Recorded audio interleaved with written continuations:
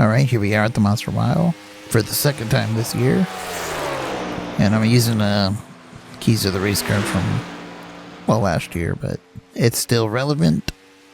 So let's just jump into it. Number one's going to be tires, like usual, but it seems to be even worse this year because we're sliding all 4 tires, it seems like, but the rear start to slide more than the front, and actually the way you drive kind of dictates your tire wear. So keep that in mind. Number 2 is going to be it's Dover, bitch. So, get used to it. It's probably one of the most unforgiving tracks when you make a mistake, because if you hit the wall, you're coming back across. Probably going to hit the other wall, but you get the point. And number 3, restarts, wrecks. People spinning tires on restarts. It's very possible.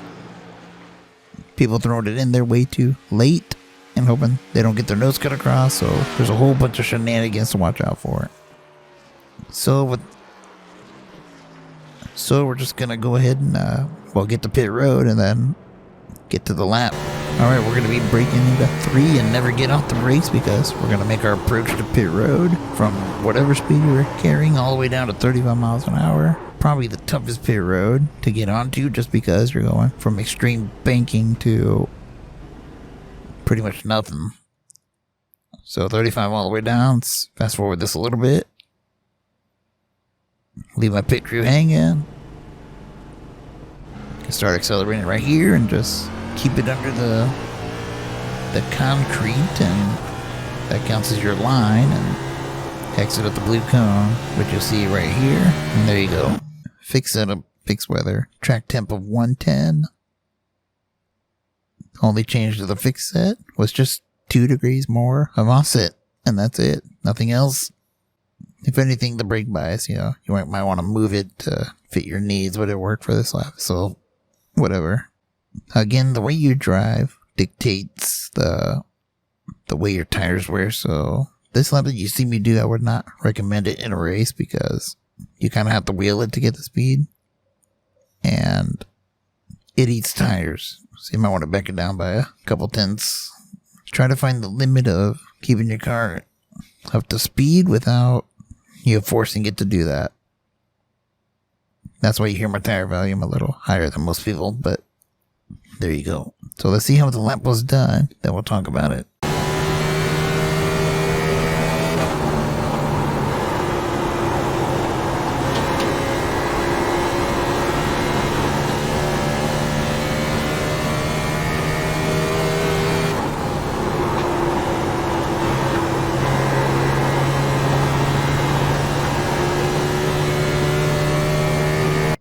And there you have it for a 21.7. Let me back that up. So you can see I kind of have to really drive it, and it gets a little weird on exit. And the car itself is like right on the edge, so if you throttle up too soon or too hard, it'll probably send it around. Alright, so let's make our way into 1. Now I'm going to start turning in right when the corner actually starts, and the flat part of the front stretch kind of goes into the deeper banking. And you see that little dive that it takes, which I guess you'd refer to as landing into the corner, but once it kind of gets in there, you see I already started the turn way before that, but the car really didn't react. We're kind of aiming straight for right here where I'm circling. You see that little section of the track? That's what I'm aiming for. So the minute I dive into the corner and it drops down into the banking, that's when I'm on the brakes. Only a tiny, tiny bit of brakes just to get to the bottom, and then use the throttle from here on. Never really letting it roll, just kind of playing with it to get it as close as the apron as you can. Then you see I never got off the throttle. Once I pointed in, that's why I got sideways.